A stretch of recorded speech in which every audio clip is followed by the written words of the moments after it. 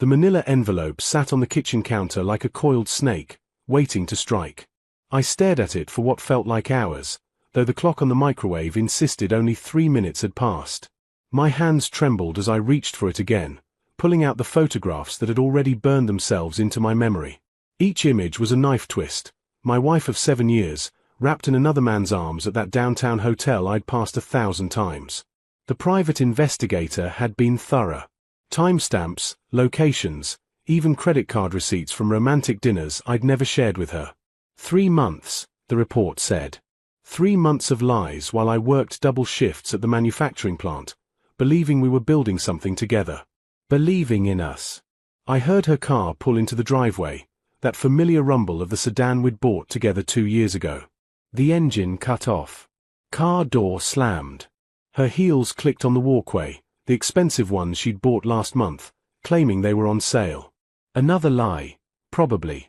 Everything felt like a lie now. The front door opened. "Honey, I'm home. Sorry I'm late, the meeting ran over." Her voice died when she saw me sitting at the kitchen table, the photographs spread out like playing cards in a game where I'd already lost. Her face went through a cascade of expressions: confusion, recognition, fear, and finally, something that looked almost like relief. "I can explain," she started, but I held up my hand. "Don't." My voice sounded foreign to my own ears, flat, dead, emotionless. "I don't want explanations. I don't want excuses. I just want to know one thing, was any of it real?" She opened her mouth, closed it. Tears started streaming down her face, those same tears that used to move me, that used to make me want to fix whatever was wrong. Now they just looked like salt water. "It was complicated," she whispered. "You were always working, and he was there, and I felt lonely." Was any of it real? I repeated each word like hammering nails into a coffin. "In the beginning, yes. But then, I don't know. Things changed. You changed." I laughed, and it came out bitter and sharp. "I changed? I was working myself to exhaustion trying to save money for the house you wanted. The life you wanted. I was building a future for us. A future I never asked for." Her tears turned to anger now. "You decided everything. You made all the plans. I just wanted you to be present, to see me, but you were always too tired, too busy, too focused on some dream that was yours, not ours." The accusation hung in the air between us. Part of me wanted to defend myself, to list all the sacrifices I'd made, all the reasons I'd worked so hard. But what was the point?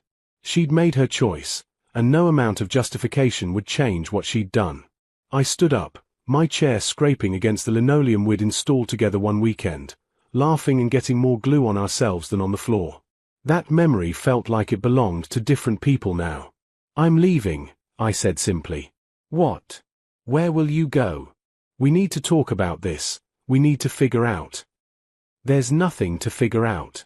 You get the house, the car, the furniture. I don't care. File whatever papers you want. I'll sign them. You can't just leave everything.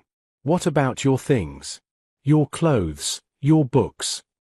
I walked to the hall closet and pulled out my old hiking backpack, the one from before we were married. Started filling it with clothes from the bedroom while she followed me, still talking, still trying to make sense of something that was already over. "This is insane," she said. "You're going to throw away 7 years over a mistake." I zipped the backpack and shouldered it, feeling its weight settle familiar and right. I looked at her one last time, really looked at her. She seemed smaller somehow, diminished. "You threw it away," I said quietly. "I'm just accepting reality." I walked out the front door and didn't look back. The motel room smelled like stale cigarettes and broken dreams. I sat on the edge of the sagging mattress, my backpack at my feet containing everything I now owned in the world. No house. No car. No wife.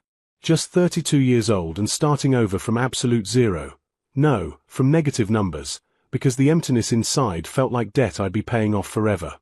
I spent that first night staring at the water-stained ceiling, running calculations in my head. I had about $3,000 in my personal checking account, money from a separate account she didn't know about, left over from before the marriage. It was supposed to be emergency money. Well, this was an emergency. By morning, I'd made my decision. No more working for someone else. No more building someone else's dream. If I was going to claw my way back from nothing, I was going to do it on my own terms. I'd spent 12 years in manufacturing, working every position from floor assembly to quality control to shift supervisor. I knew every inefficiency in the system, every bottleneck that slowed production. I'd filled notebooks with ideas for improvements that management always dismissed. Those notebooks were in my backpack now, along with 3 changes of clothes and a photograph of my parents, both gone now, but their work ethic lived on in me. The first step was survival. I took a job at a warehouse, night shift, loading trucks. The work was brutal, but it came with a benefit: I could think while I worked. During breaks, I sketched designs on napkins. During the day, I slept a few hours, then spent the rest of my time in the public library, researching patents, learning about business formation, studying supply chain logistics. 2 months later, I had a prototype. It was simple, a modified fastening system that could reduce assembly time by 40% in certain manufacturing processes. I'd built it in the warehouse break room using spare parts and sheer determination. My supervisor caught me testing it one night. "What the hell is that?" Rick asked, squinting at my contraption. I explained it to him, showing how it worked. His eyes widened. "Kid, you know what you got here? This could be worth something." "I know," I said. "I just need capital to develop it properly." Rick studied me for a long moment. "My brother-in-law owns a small manufacturing shop. Ousme a favor. Let me make a call." That call changed everything. Within a week, I was in a cramped office, pitching my invention to a skeptical business owner named Thomas. He was old school, rough around the edges, but sharp as a tack. "Show me," he demanded. I demonstrated the fastening system on his equipment. His entire production line could benefit from it. I could see his mind working, calculating savings, efficiency gains, profit margins. "How much you want for it?" he asked. "I don't want to sell it," I said. "I want to license it. And I want access to your workshop after hours to develop other ideas." He laughed. "You got balls, I'll give you that. What makes you think your other ideas are worth my time?" I pulled out my notebooks. "Because I've got 17 more designs, and I can prove every single one will save you money." We negotiated for 3 hours. Finally, we shook hands. He'd pay me a licensing fee per unit that used my design, plus give me access to his workshop and materials. In exchange, he got first right of refusal on anything I developed. It wasn't much, but it was a start. Over the next 18 months, I lived like a monk. I moved from the motel to a tiny studio apartment that cost $400 a month. I ate ramen and rice. I worked the warehouse job at night, developed new designs during the day, and slept 4 hours if I was lucky. Every penny I made went into business formation, patent applications, and prototype development. Thomas became something of a mentor. He taught me about business, about negotiating, about the importance of protecting intellectual property. He introduced me to his network, other manufacturers, potential clients, investors. "You remind me of myself 40 years ago," he told me one night over cheap coffee in his office. "Hungry, angry, determined to prove something." "I'm not angry," I lied. He snorted. "Yes, you are. I don't know what happened to you, but you got that look. That's fine. Use it. Just don't let it eat you alive." By the end of year 2, I had 6 patents pending and licensing agreements with 4 companies. The money started flowing, not a flood, but a steady stream. I hired a patent attorney, formed an LLC, started actually thinking beyond survival. Year 3 was the breakthrough. A major automotive manufacturer saw one of my designs at an industry trade show. They wanted to meet. The conference room on the 45th floor had floor-to-ceiling windows overlooking the city. 5 years ago, I'd been loading boxes in a warehouse. Now I was sitting across from executives who controlled billion-dollar supply chains, and they wanted what I'd built. Mr. Sterling, the VP of Operations, said, using the surname I'd legally changed to after the divorce, my mother's maiden name, a final cut of ties with my old life. Your variable tension assembly system is exactly what we need for our new electric vehicle line. We'd like to discuss an exclusive licensing agreement. I kept my face neutral, though my heart was hammering. This was it, the deal that would change everything. I don't do exclusive agreements, I said calmly. But I'm happy to discuss a preferred partner arrangement with volume-based pricing incentives. They didn't like that answer. We negotiated for 6 hours. They tried every pressure tactic, every intimidation play. But I'd learned from Thomas, and I'd done my homework. I knew exactly what my designs were worth, and I wasn't going to give that value away out of desperation or fear. Finally, we reached terms. The contract they offered was more money than I'd ever imagined seeing in my lifetime. I didn't sign it. I need to have my attorney review this, I said, gathering the documents. The VP looked annoyed. This is a limited-time offer. Then I guess we'll find out if that's true, I replied, standing and shaking hands. My attorney called me 3 hours later, laughing. They are bluffing. These terms are good, but you can get better. Let me make a counteroffer. The final deal was signed 2 weeks later. The licensing fees alone would generate steady income for years. But more importantly, having a major automotive company using my designs gave me credibility. Other industries started calling. I moved Sterling Industrial Solutions from Thomas's workshop into a real office. Hired 3 engineers who were smarter than me. Brought on a business manager.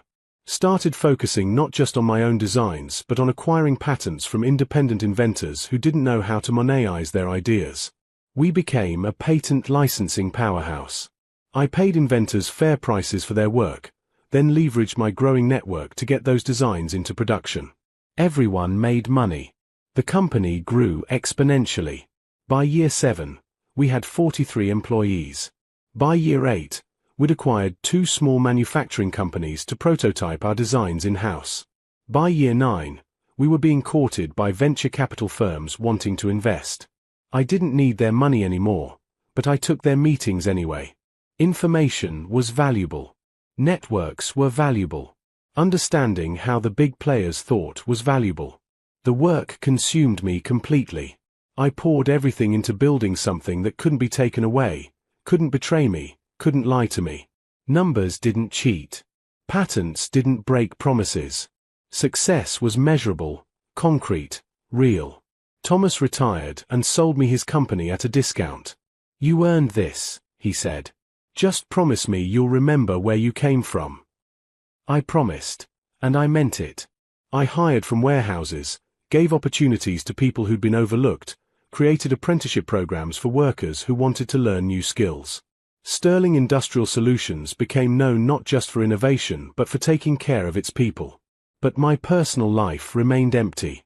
I dated occasionally, but never seriously.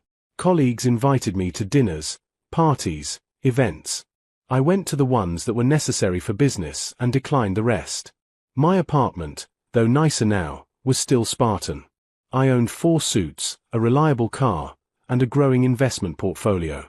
You need to enjoy this, my business manager, Patricia, told me one day.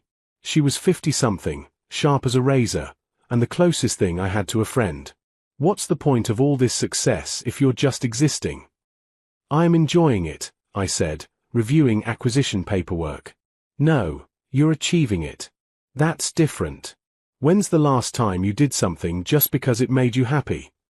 I couldn't answer that. She sighed. There's a charity gala next month. Sterling Industries is being honored for our workforce development programs. You have to attend, they're giving you an award.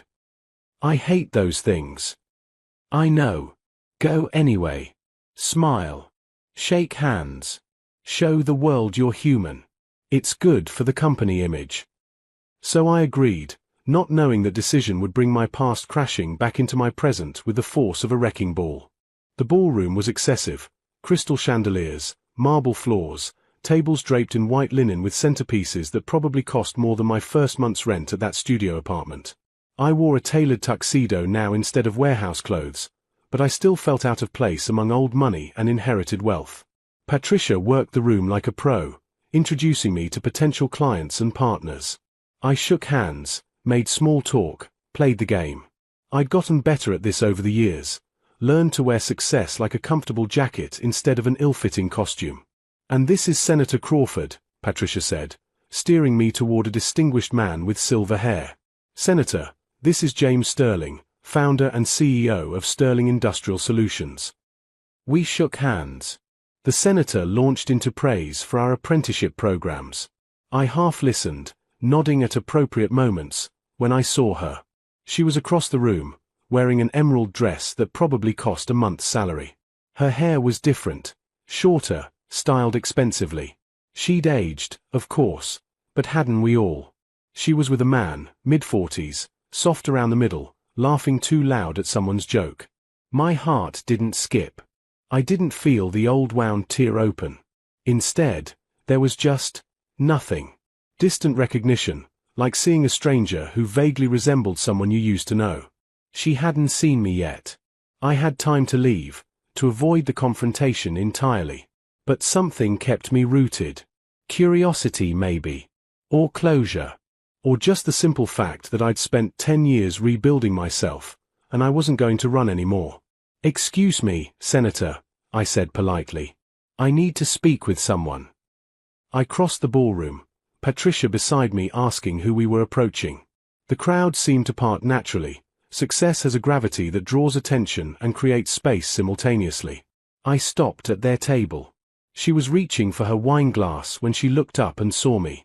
The glass slipped from her fingers, white wine spilling across the tablecloth. Her face went through that same cascade of expressions I'd seen 10 years ago.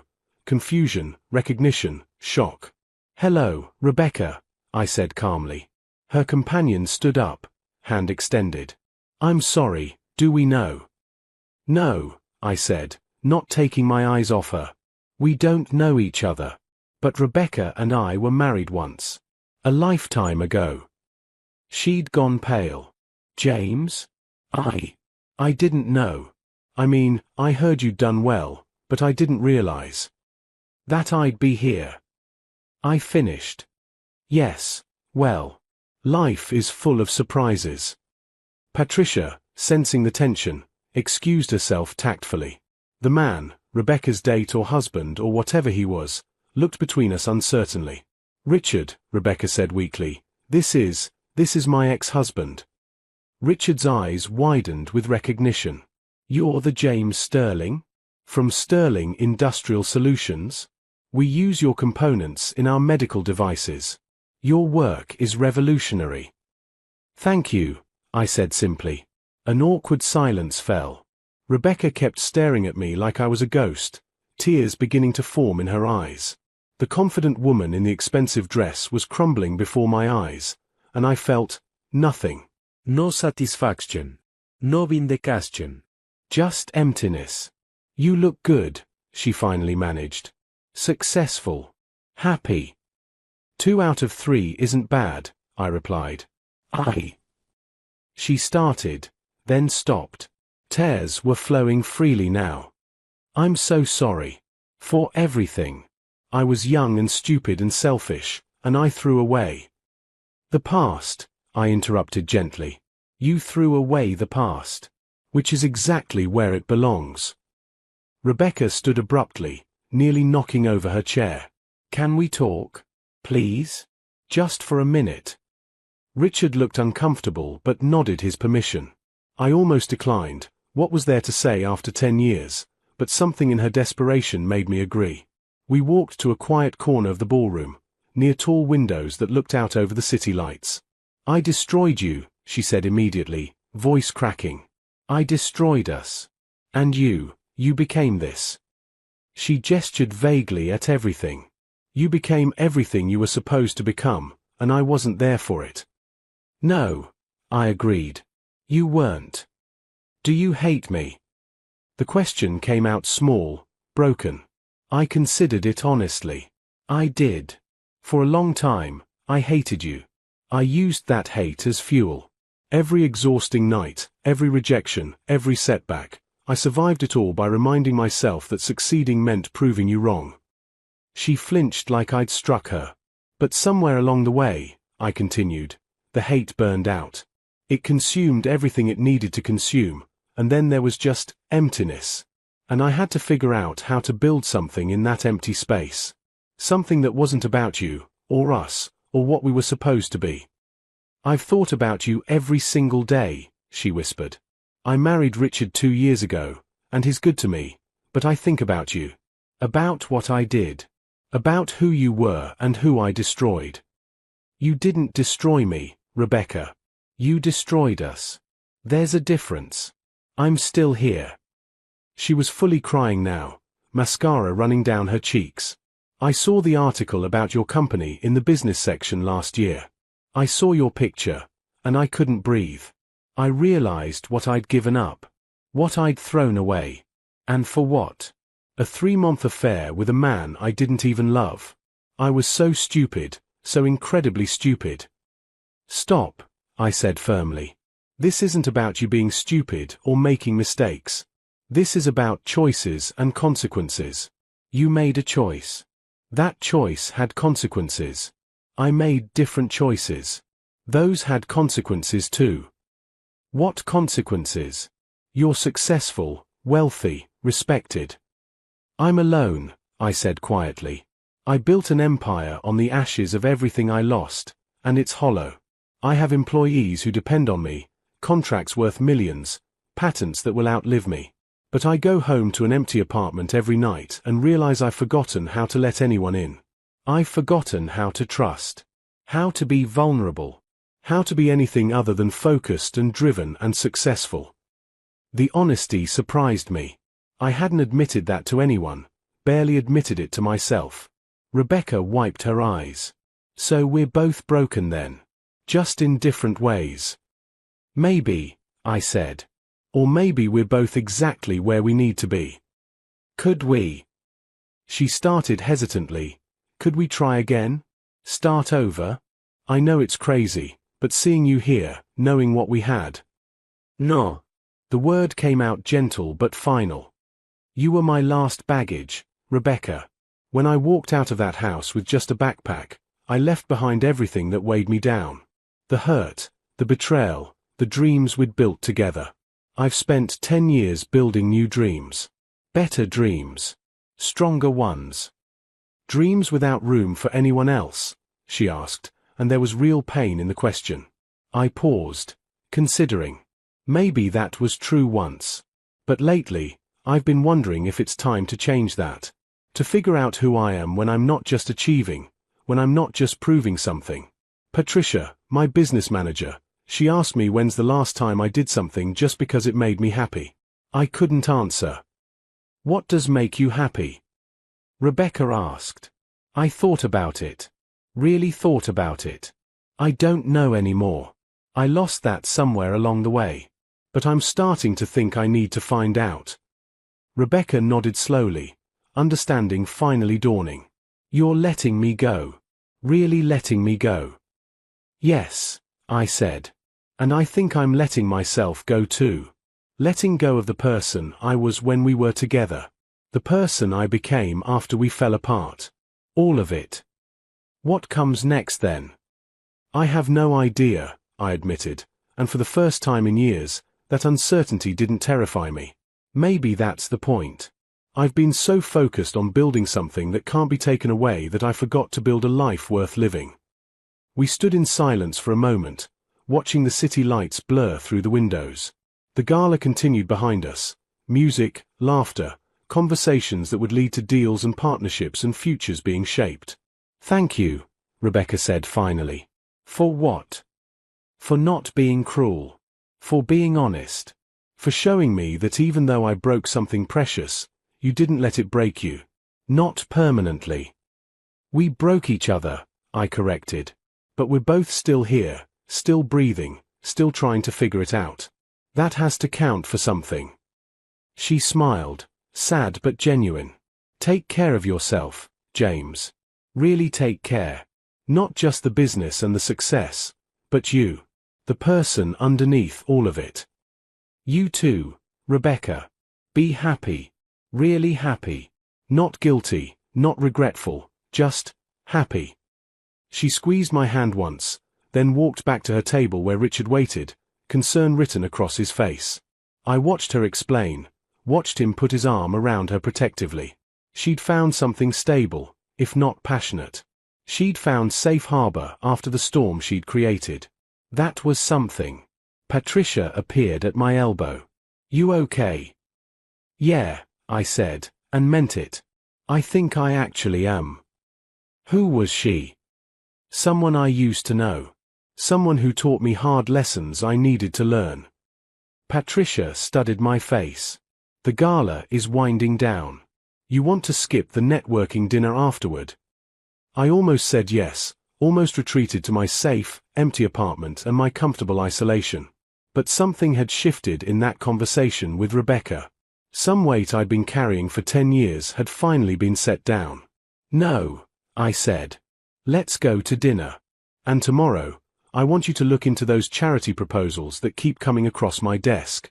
The ones about workforce housing and education programs. I think it's time Sterling Industrial Solutions started giving back in more meaningful ways. Patricia's eyebrows rose. You're going to start delegating? Actually enjoying the fruits of your labor.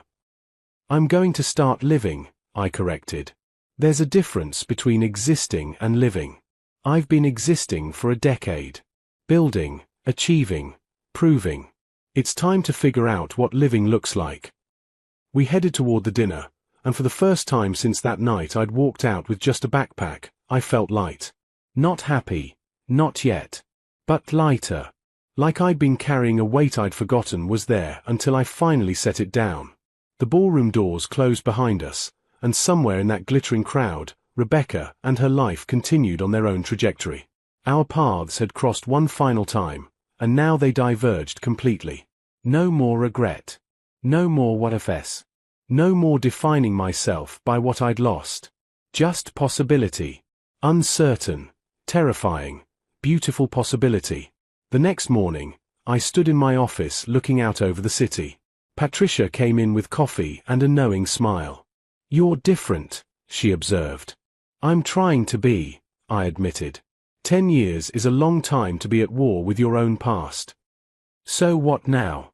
What does James Sterling do when he's not busy conquering the business world? I laughed, a real laugh, not the practiced one I used in meetings. I have absolutely no idea. But I think that's okay. I think maybe that's perfect. And for the first time in a decade, I meant it.